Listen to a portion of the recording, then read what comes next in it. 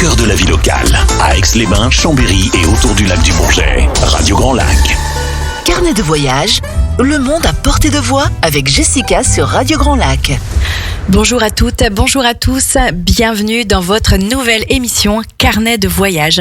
Je suis ravie, évidemment, la phrase un peu que tout le monde dit en début d'une émission, et pourtant elle est vraiment pleine de sens. Je suis extrêmement contente de vous retrouver sur les ondes de Radio Grand Lac 92.1 pour cette toute nouvelle émission Carnet de voyage. Alors, vous l'aurez compris, on se connaît déjà sur d'autres horizons au cœur de Radio Grand Lac, puisque l'émission Tendance Déco fait place nette à Carnet de voyage. Alors, je suis extrêmement contente aujourd'hui de vous faire découvrir. J'ai une intrusion. J'ai une intrusion en plein direct. Bonne chance, Jessica. Bonne chance, Jessica. J'ai eu une intrusion et une attaque foudroyante en direct. De bisous.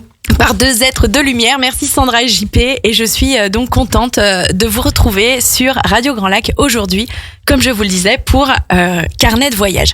Alors, vous l'aurez compris, comme je le disais, cette émission va nous transporter, va nous faire voyager vers tous les horizons à découvrir sur notre belle planète, que ce soit du voyage en France, que ce soit du voyage en Europe, au-delà, à l'étranger, partout. Au final, on ira découvrir les trésors que recèle notre belle planète. Alors aujourd'hui, j'avais envie, dans un premier temps, de vous parler d'un État des États-Unis en particulier, puisque aujourd'hui, nous fêtons l'Alaska Day.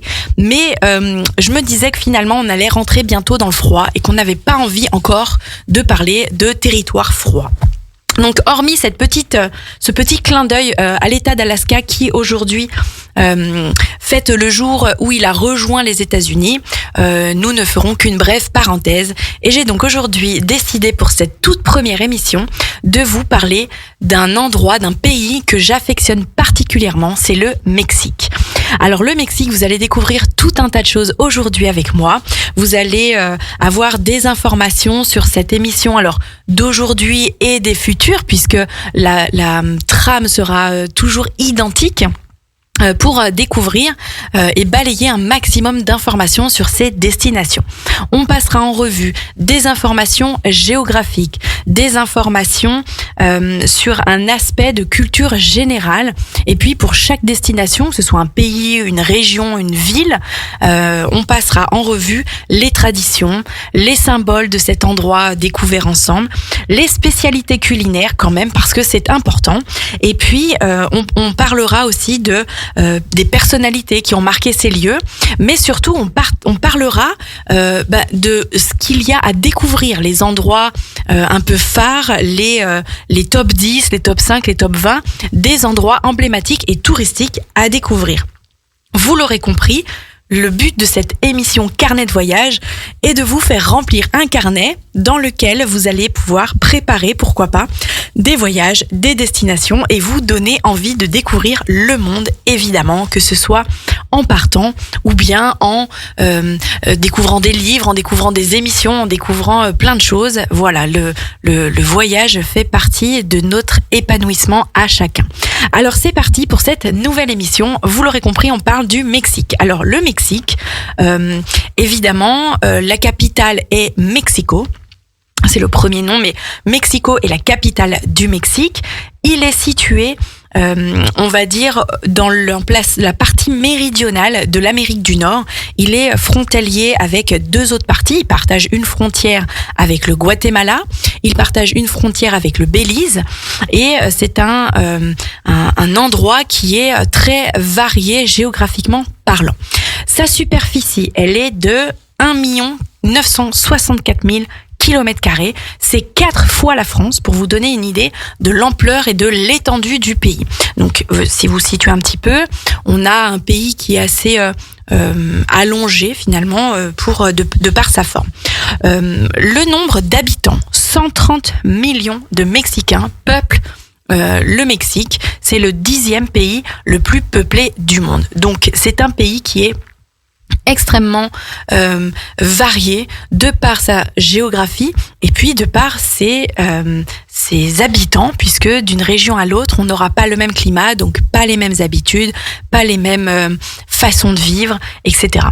L'ancien nom du Mexique, on le verra après, le drapeau du pays. Alors, il est sur le modèle français, c'est-à-dire 3 bandes tricolores. Néanmoins, on va avoir une partie verte sur la gauche, on va avoir une partie blanche au milieu, et puis on va avoir une partie rouge sur la droite. Alors, ce drapeau mexicain, il a en son centre un blason qui, on va dire, rappelle. Alors, vous verrez, on va en parler dans quelques instants, mais ce drapeau, il a été créé en 1821. Donc, au moment, au final, de l'indépendance du Mexique. Le vert exprime donc l'indépendance, le blanc, la pureté de la religion, et le rouge, l'unité du pays, l'unité du peuple en son sein. Le blason du milieu, si vous regardez, si vous faites une petite recherche Google, vous verrez qu'on a un aigle perché sur un cactus qui dévore un serpent. On va voir dans quelques minutes ce que cela signifie. En tout cas, on a vraiment un symbole fort qui remonte même à très longtemps, puisque même s'il a été créé en 1821, le blason du milieu est un rappel, un clin d'œil aux Aztèques qui ont donc suivi les Mayas. On verra ça plus tard. Donc les Aztèques, qui étaient autrefois des nomades, ont eu envie de se sédentariser. Ils ont donc fait appel à leur dieu, et en réponse, l'endroit trouvé par le dieu était gardé par un serpent, par une vipère exactement. Et le dieu alors a donc envoyé un aigle royal, l'aigle mexicain, qui est l'emblème du pays, pour au final décimer le serpent et laisser place aux Aztèques qui se sont sédentarisés. Donc le blason du milieu du drapeau représente ceci. Et puis évidemment, on a un symbole fort avec les 3 couleurs, comme finalement le drapeau français. Alors pour continuer sur l'aspect, on va dire géographique et démographique, on a la monnaie qui est le peso mexicain, on a la langue officielle qui est l'espagnol évidemment, mais on a aussi beaucoup de dialectes dans ce pays. Il y en a 68 exactement, et tous sont reconnus on va dire officiellement par le gouvernement mexicain, même s'ils elles ne sont pas considérées comme des langues officielles, mais en tout cas reconnues. Également, alors ça c'est une belle avancée, une belle idée je trouve, la langue des signes est aussi reconnue au même titre que les dialectes, les 68 autres dialectes. La devise, on verra ça dans un petit moment.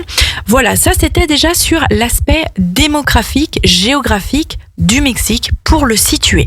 Alors le Mexique compte aussi plusieurs îles, on en reparlera tout à l'heure dans la rubrique tourisme. Mais en tout cas, on a énormément de petites îles sur certaines parties, sur certaines côtes du Mexique. Donc il n'y a pas qu'un pays, c'est comme au final un peu comme la France. On a la Corse, le Mexique a son pays, on va dire son continent, plus les petites îles autour. Je vous en reparlerai. Il y a des vraies pépites. On va passer sur l'aspect tradition, symbole du Mexique. Alors déjà, pourquoi avoir choisi le Mexique pour cette toute première émission? Comme je vous le disais, déjà c'est un endroit que j'aime énormément. Et puis bientôt va avoir lieu la Toussaint. La Toussaint, chez nous, tout le monde connaît. Elle a une autre dimension dans ce pays, puisque vous connaissez tous probablement, ou en tout cas vous allez le découvrir du coup, la fête des morts au Mexique, c'est vraiment la fête traditionnelle, je dirais, la plus connue du pays. Elle a lieu le 1er et le 2 novembre. Je vous expliquerai pourquoi le 1er et pourquoi le 2, puisqu'il y a 2 jours et il y a une raison particulière. En tout cas, la fête traditionnelle la plus connue au Mexique est donc Dia de los Muertos. En espagnol, c'est évidemment la plus connue. On a, je fais une petite parenthèse, j'avais pas prévu, mais on a le Disney Coco qui représente extrêmement bien cette fête. Si vous ne l'avez pas vu, faites-le vraiment, puisque c'est un magnifique animé et c'est une magnifique histoire. Voilà, qui va vous faire découvrir l'aspect de Dia de los Muertos au Mexique. Alors, cette fête traditionnelle, pour la situer un petit peu, elle va avoir énormément de maquillage. Souvent, le symbole de cette fête, c'est la Catrina. La Catrina, on verra pourquoi elle a un symbole et en tout cas une importance très très particulière pour les Mexicains. La Catrina, c'est donc cette femme qui est extrêmement élégante et qui est maquillée avec la représentation d'un squelette, d'un crâne, d'une tête de crâne. On verra aussi comment on nomme ces têtes de mort, pareil, qui sont un haut symbole très fort du Mexique. Alors souvent, on a ce maquillage de squelette avec énormément de couleurs, énormément fleuri. Et donc, cette personne est la Catrina. La Catrina, elle a un symbole assez fort au Mexique. Donc, c'est un personnage, comme je vous le disais, qui a le visage qui représente un squelette de femme. Elle est très élégante, comme je vous le disais. Et en fait, elle caractérise la bourgeoisie. C'est une inspiration qui provient d'Europe, finalement. Et elle représente la bourgeoisie porphyrienne, vraiment exactement. Et en fait, elle a vraiment la fonction de souvenir, de vraiment rappeler aux gens que, quel que soit le statut social qu'on a, ce statut social n'a aucune importance face à la mort.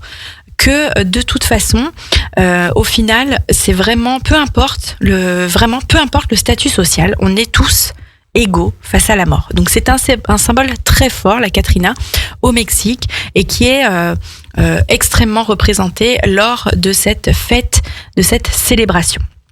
Alors, la célébration, comme je vous le disais, cette Catrina, elle est souvent représentée avec des couronnes de fleurs autour du visage, avec des fleurs au niveau des vêtements, sur les vêtements. Et puis, on a aussi souvent ces fleurs qui sont un peu exposées partout, qui sont aussi finalement ornées sur les tombes. Les cimetières sont ouverts lors de ces 2 jours. On verra pourquoi le 1 et le 2 après. Mais ces fameuses fleurs qui s'appellent les fleurs de Cempasúchil. Et ces fleurs recouvrent les tombes. Elles sont énormément colorées et des chemins sont créés avec ces pétales de fleurs et au final représentent des chemins qui devront être empruntés par les âmes des défunts pour au final venir rendre visite à la famille lors de ce jour de Dia de los Muertos. C'est un moment très joyeux au Mexique, contrairement à peut-être un a priori. C'est un moment très joyeux. On va vraiment célébrer la vie et célébrer les défunts. Donc sur ce premier aspect, on a vraiment des fêtes traditionnelles très fortes. Les têtes de mort aussi sont représentées partout au Mexique et ces têtes de mort s'appellent les caballeras en espagnol. En tout cas, ce jour des morts, c'est vraiment... Alors évidemment, c'est une fête de la fête des morts chrétienne qui est donc typique tout ça, mais on va dire que elle est représentée pas que au Mexique, parce que au sud des États-Unis, il y a une communauté extrêmement forte hispanique, donc on retrouve aussi cette fête traditionnelle dans le sud des États-Unis. Elle a dépassé les frontières. Les traditions donc qui sont liées à cette fête, vous l'aurez compris, consiste évidemment principalement à honorer les défunts. Ils vont donc créer des chemins avec les pétales de fleurs, ils vont faire des offrandes sur des autels, et ça vous le retrouvez encore une fois dans le fameux Walt Disney Coco. Il y a, comme je vous le disais, 2 jours. Donc 2 jours, c'est le premier et le 2 novembre qui sont importants puisque dans l'histoire, il y a un jour qui est dédié à la visite et on va dire au retour auprès des vivants pour les enfants, et le 2 qui est pour les adultes. Voilà pourquoi ces 2 dates sont extrêmement fortes. Je vous propose de marquer la toute première pause musicale de cette émission Carnet de voyage. Je vous rappelle qu'on est ensemble jusqu'à 11h45 sur Radio Grand Lac 92.1 et on écoute ensemble la toute première de Carnet de voyage. Je vous retrouve juste après.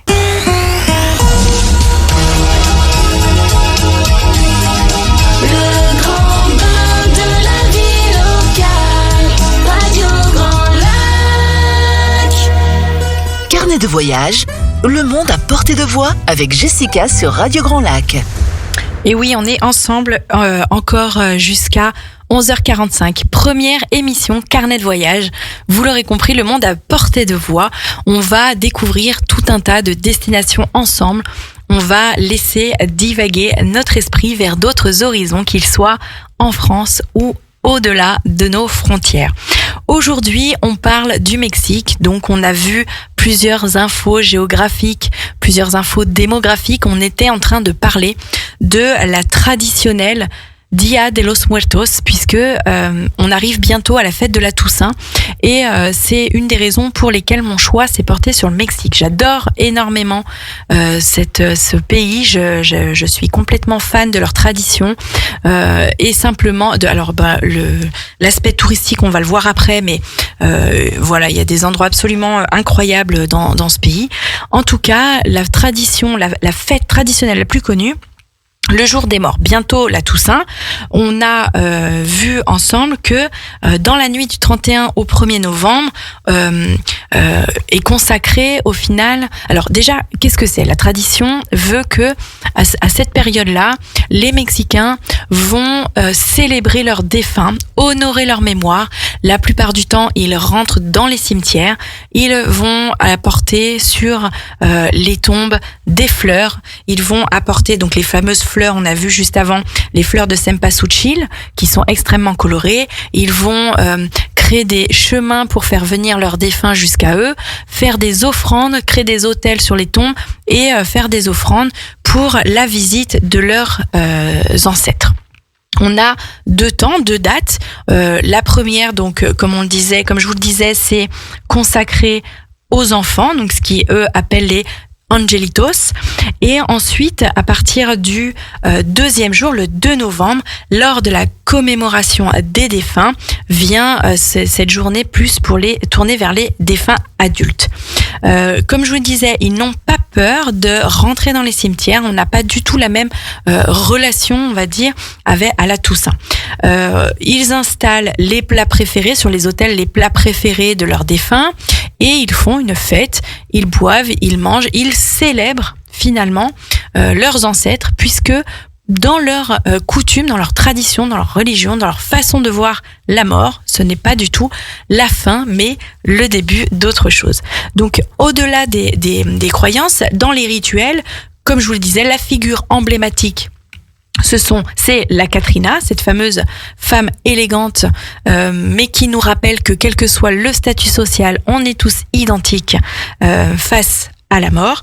On a également un symbole fort, c'est les crânes, donc ces fameux, comme on les appelle, cavaleras. Et ces crânes, souvent, les Mexicains vont fabriquer des gâteaux ou des sujets en sucre en forme de crâne lors de ces festivités. Tout le pays fête effectivement ce dia de los Muertos. On a en tout cas un symbole très fort, c'est le plus connu, et tellement il est fort, on pourrait même dire qu'il est inscrit au patrimoine culturel immatériel de l'UNESCO. Donc, vous voyez, c'est vraiment quelque chose d'incroyable dans ce pays et à laquelle il se prépare. On va passer sur une parenthèse culinaire. Comme je vous le disais, le Mexique regorge donc de divers aspects géographiques, et une diversité culturelle et d'habitants importante, ce qui a évidemment donné à des spécialités culinaires et puis forcément des spécialités culinaires mexicaines connues ou moins connues pour d'autres. Alors on a évidemment en première position le taco. Forcément, le taco, les tacos mexicains sont très connus. Alors, ça n'a rien à voir avec nos tacos en Europe, en France. En tout cas, c'est vraiment différent. Ils vont être un peu plus healthy, si je puis dire, un peu plus sain, moins. Il y a pas de frites, il y a pas de choses comme ça. C'est vraiment une galette garnie avec des aliments beaucoup plus sains. On a en deuxième position, si je puis dire, les enchiladas, qui sont gratinés ou pas, le guacamole, tous les symboles vraiment mexicains, les tamales, on a alors le poulet est énormément cuisiné, les tamales, les pozole, on a énormément de choses qui sont des spécialités culinaires mexicaines. Ça peut donner lieu à des soirées à thème, pourquoi pas, c'est très sympa à découvrir. La tequila évidemment, mais vous le savez très bien, l'abus d'alcool est dangereux pour la santé. Des particularités en dehors des spécialités culinaires, les particularités de ce pays, vraiment sur toute l'étendue du Mexique, je dirais, on va avoir une célébration de saveurs. C'est vraiment important, que ce soit aussi bien au niveau des couleurs, des textures, mais surtout au niveau des épices qui vont rendre cette variété culinaire extrêmement riche. Finalement, c'est vraiment ça. Donc on fait juste une aparté sur les tacos. Donc comme je vous le disais, c'est vraiment l'icône la plus connue c'est l'emblème finalement culinaire du Mexique. Donc c'est simplement, comme je vous le disais, des tortillas de maïs, tout simplement une galette qu'on va pouvoir garnir avec différentes viandes ou du poisson, pourquoi pas. Chaque région, vu la diversité du pays, comme je vous le disais, va proposer des variations en épices, comme on le disait, ou alors en garniture, en assaisonnement, pourquoi pas. On a souvent aussi des mix, alors pardon d'avance pour ceux qui n'aiment pas, mais des mix de salé et sucré sur certaines galettes, des viandes avec des fruits, alors l'ananas en particulier, au niveau du Mexique. On a vraiment un mélange des cultures dans ce pays, donc on a un mélange des cultures qui se retrouve aussi dans l'assiette comme la plupart du temps. Enchiladas, c'est assez, on va dire, proche finalement des tacos. La différence, ça va être peut-être avec des sauces chili un peu plus épicées, avec vraiment quelque chose qui va être peut-être un peu plus épicé, avec un peu plus épicé au final, avec des sauces qui sont servies chaudes. Voilà, c'est la différence. On va pas faire une émission sur la spécialité culinaire, on en a déjà une, mais en tout cas voilà pour le petit clin d'œil des spécialités culinaires de notre beau Mexique. Particularité autre importante qui va ensuite nous faire le lien sur la découverte touristique. La particularité du Mexique, alors la rivière la plus connue évidemment, Rio Bravo ou le Rio Grande, plus connu sous ce nom-là.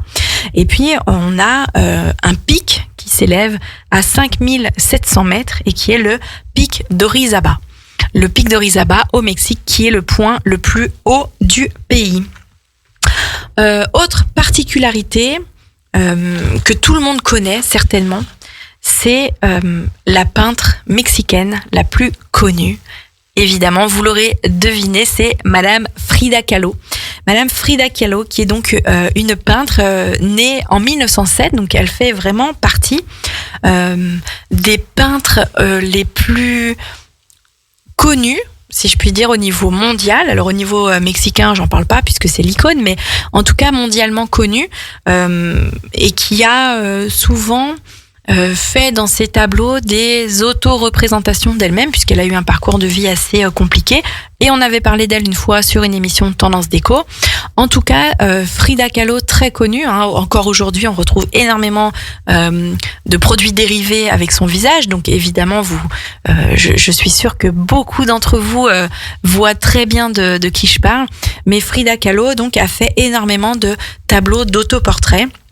notamment les deux Frida, pour le plus connu, son tableau La colonne brisée, qui est encore une fois une auto-représentation d'elle-même, et puis vraiment celui qui est important et qui est très fort au niveau du symbole mexicain et qui marque sa profonde, on va dire, de son profond désaccord final avec la vie américaine, très en contraste, trop en contraste pour elle avec sa vie mexicaine. C'est son autoportrait à la frontière entre le Mexique et les États-Unis. Voilà, c'est un symbole fort qui vraiment marque un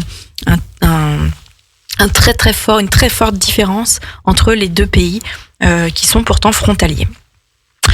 Alors, pour revenir sur un petit point d'histoire avant de passer à la partie tourisme, puisque c'est ce que vous allez avoir envie de découvrir sur cette dernière partie d'émission, notre lien pour découvrir l'aspect touristique et pour voir pourquoi il est si important, c'est la petite histoire en quelques secondes du Mexique. Donc le Mexique, les premiers occupants, si je puis dire, du Mexique étaient donc les Mayas, qui sont apparus en l'an moins 2000, jusqu'environ l'an 900 après Jésus-Christ, et qui donc sont un peuple qui ont disparu. Les causes sont encore pas complètement claires, je dirais que c'est un peu flou. Il y a plusieurs suppositions, on va pas rentrer dans les détails, mais voilà, en tout cas de moins 2000 à 900, le peuple maya, et puis 500 ans après, l'apparition des Aztèques, jusqu'à finalement la conquête des nouveaux arrivants, qui étaient donc les Mexicains, et qui ont donné le nom au Mexique, l'ancien nom, du Mexique, qui était la Nouvelle-Espagne. Donc les Aztèques, avec leur empereur Moctezuma II, qui a fait venir les nouveaux arrivants, Hernán Cortés, est arrivé par l'île de Cozumel au Mexique. Alors l'île de Cozumel, je vais vous en parler juste après dans les aspects touristiques, puisque c'est une île incroyable. L'île de Cozumel a donc été la porte d'entrée aux conquistadors espagnols pour rentrer au Mexique. Et puis évidemment, ils se sont attribués le pays jusqu'en 1821, où le Mexique a renversé ce peuple et a récupéré son indépendance, reconnue uniquement une dizaine d'années après, à peu près, un peu plus. Mais voilà, l'indépendance du Mexique existe depuis 1821 officiellement. Hernán Cortés est rentré au Mexique par l'île de Cozumel. Alors l'île de Cozumel, c'est une île incroyable où j'ai eu la chance d'aller, avec une autre île pas très loin aussi. Alors il y a beaucoup d'îles, comme je vous le disais, on va en parler. Mais l'île de Cozumel est une île très touristique, qui va regorger d'énormément de choses, plutôt des choses touristiques, avec des plages magnifiques.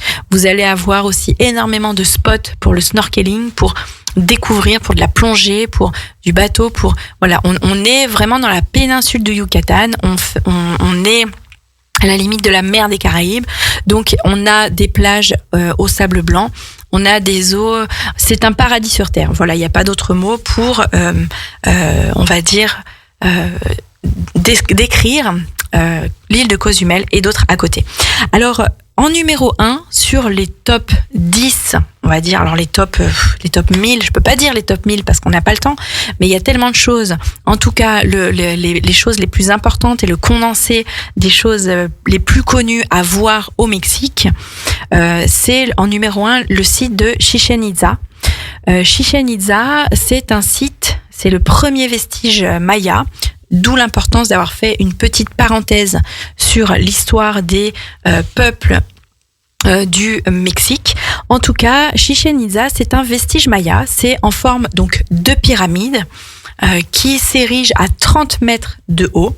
Il ne faut pas moins de 365 marches pour aller au sommet et est considéré comme les 7 merveilles du monde parce que clairement c'est un des plus beaux vestiges et un des plus connus. Alors évidemment un des plus visités puisque évidemment quand ça attire les gens, eh bien ça devient vraiment des lieux touristiques. En tout cas, on a vraiment un endroit incroyable à découvrir dans ce coin du Yucatan. En deuxième position, j'ai décidé de vous parler du cénote Hit Kill.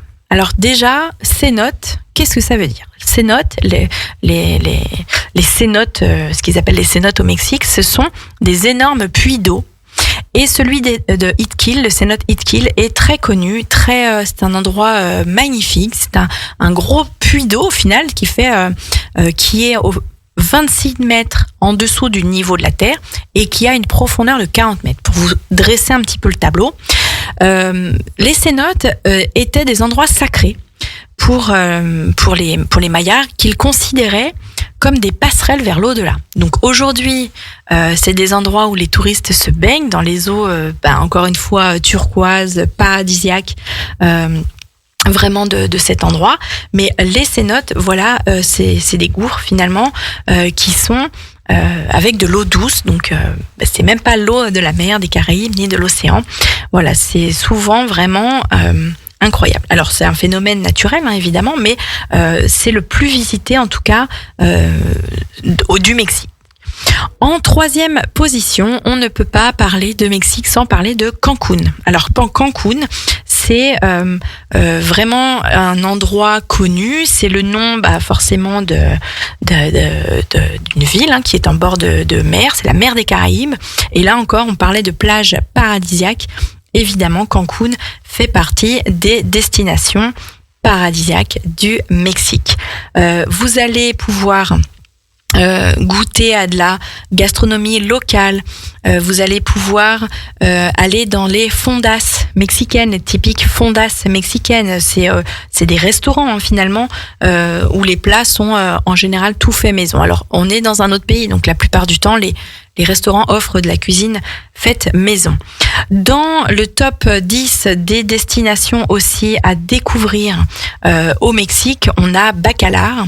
Donc c'est un village, Bacalar, qui a vraiment un endroit. Alors il est connu parce que c'est un lagon en fait. C'est un magnifique paradis sur terre. Encore une fois, vous allez dire c'est pas possible, mais c'est vraiment vrai. Bacalar est un paradis sur terre. On dirait vraiment que c'est un tableau. Voilà, c'est un tableau paradisiaque. Dans le même style, sur une autre petite île, c'est Holbox, tout le monde connaît, ou tout le monde connaît de nom certainement, en tout cas, ça fait partie vraiment des endroits qui sont importantes et qui sont à voir si vous envisagez un voyage au Mexique. Ensuite, alors Mexico, évidemment, c'est la capitale. Donc forcément, si c'est un site touristique, c'est un endroit à voir. Mais voilà, encore une fois, tout dépend de ce que vous recherchez. C'est une capitale, donc énormément d'effervescence. Je dirais que les points forts de la capitale, c'est les trésors architecturaux, artistiques.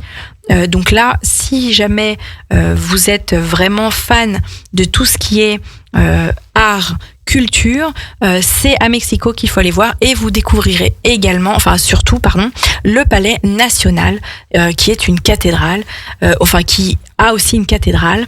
C'est vraiment l'endroit à visiter. On a à Mexico City, le musée national d'anthropologie. Alors là, c'est énormissime, c'est un endroit incroyable à découvrir également. Après, on verra aussi au niveau des petites traditions, les spectacles à voir, à découvrir, qui sont vraiment propres et qui font partie intégrante du Mexique. On a aussi dans le top 10 des endroits à découvrir, les cascades Roberto Barrios. Donc ce sont des cascades qui sont faites à un endroit où plusieurs rivières se rejoignent et qui vont avoir un effet incroyable avec plusieurs petites piscines naturelles. Il y a énormément d'endroits où vous pouvez aller, vous pouvez vous poser, vous pouvez trouver parce que c'est très grand finalement et chacun peut trouver une place sans être sur des sites bondés comme certaines plages très très prisées de la péninsule du Yucatan. On a aussi un endroit qui est moins connu mais qui est magnifique, qui est incroyable et qui a une légende assez sympa, je trouve. C'est Teotihuacan. Donc l'endroit se prononce assez facilement malgré la complexité de l'orthographe. C'est selon la légende le lieu où les dieux se sont rencontrés pour la création de cet endroit. En tout cas, vous l'aurez compris, que ce soit on n'est pas rentré dans le détail parce que il y a énormément de choses à dire, mais la diversité géographique de ce pays fait qu'on a des endroits aussi bien paradisiaques sur la péninsule de Yucatan, d'accord, c'est-à-dire côté est du pays. Et puis côté ouest, on va avoir plus une côte différente. On a au milieu du pays des zones assez arides puisqu'on a 2 chaînes de montagnes qui la traversent. La diversité de ce pays géographique culturel fait qu'on a énormément de choses à visiter, énormément de choses à découvrir et que sur un seul voyage, c'est compliqué de tout voir comme tout grands pays d'ailleurs. Néanmoins, voilà, choisissez bien ce que vous voulez voir, quelles sont vos priorités. Les îles, comme je vous le disais, de Cozumel, les îles de Holbox, l'île aux femmes, enfin l'île Las Mujeres, qui est assez connue aussi. Encore une fois, Bacalar, Tulum. On peut pas parler du Mexique sans parler de Tulum, évidemment. En tout cas, tous ces endroits sont les plus connus, donc aussi les plus touristiques. On a aussi, et alors c'est pas le meilleur pour la fin parce qu'il y en a beaucoup, mais on a un endroit qui s'appelle la mine de Naïka. La mine de Naïka fait vraiment partie des trésors, je vous parlais de trésors il y a quelques secondes, qui se trouve donc à 300 mètres de profondeur. C'est une grotte, finalement, la mine de Naïka. C'est une grotte dans laquelle vous allez voir des cristaux, des énormes cristaux. Et au final, on a vraiment l'impression d'avoir trouvé un trésor finalement caché comme à l'époque des pirates, si je puis dire. En tout cas, quand vous allez dans cette grotte, vous rentrez sur tous les murs, sur le plafond. Vous en avez aussi un peu au sol, mais en tout cas, on a vraiment des cristaux qui sont énormes, jusqu'à 10 mètres environ, à peu près, 9-10 mètres, peut-être plus même pour certains, mais en tout cas, voilà, c'est des énormes cristaux blancs et on a vraiment l'impression d'être, d'avoir trouvé un trésor ou alors d'être carrément dans un décor complètement lunaire. Mon coup de cœur sur le Mexique, c'est vraiment les plages paradisiaques, les plages de sable blanc, une mer forcément extrêmement chaude. Malheureusement, c'est ce qui provoque, et on a vu il y a quelques jours, et on a une pensée pour eux à ce sujet-là, c'est ce qui provoque des ouragans. En tout cas, la mer chaude des Caraïbes, les plages paradisiaques font du Mexique une destination à découvrir pour moi sans aucun détour. Et encore une fois, l'île de Cozumel, l'île qui se nomme Isla Pasión, veut dire ce que ça veut dire, c'est que c'est vraiment des endroits passionnants avec des gens accueillants. Alors attention, c'est pas non plus, c'est comme dans toutes les destinations sur toute la planète. On a aussi parfois l'envers du décor, si je puis dire, mais on n'est pas là dans cette émission pour parler de ça, puisque le but de Carnet de voyage est de vous faire rêver. Alors, je vous fais rêver avec le Mexique, puisque, comme je vous le disais, cette destination est un paradis sur terre. Et si vous avez envie de plages, de découvertes de personnes authentiques qui vont vous parler de leur histoire, qui vont vous parler avec leur cœur de leur pays parce que ils aiment profondément leur pays, et puis découvrir l'histoire de certains Mexicains qui ont préféré rester sur leur terre d'ancêtres, etc. Voilà, il y a énormément de choses à voir, à faire. C'est un pays incroyable et je vous encourage évidemment à le découvrir, que ce soit en y allant ou bien au travers de reportages, de documents, de livres. Il y a énormément aujourd'hui de supports pour voyager. En tout cas, j'ai eu envie sur cette nouvelle émission de vous faire voyager au travers de Carnet de voyage. On va se retrouver, alors non pas dans 15 jours puisque ce sera le 1er novembre, mais mi-novembre, et sur une autre destination qui vous fera rêver tout autant que celle d'aujourd'hui. J'espère que cette première émission vous a plu. N'hésitez pas à refaire vos retours, à faire vos envies, vos vœux de voilà, j'ai envie de découvrir tel endroit, j'ai envie qu'on parle de cet endroit. N'hésitez pas à vous faire connaître si vous voulez participer à l'émission, vous avez des choses à nous raconter. On voyage tous ensemble sur les ondes de Radio Grand Lac. C'était Jessica pour cette toute nouvelle émission Carnet de voyage. Je vous retrouve mi-novembre. Excellent week-end à tous. Bye bye.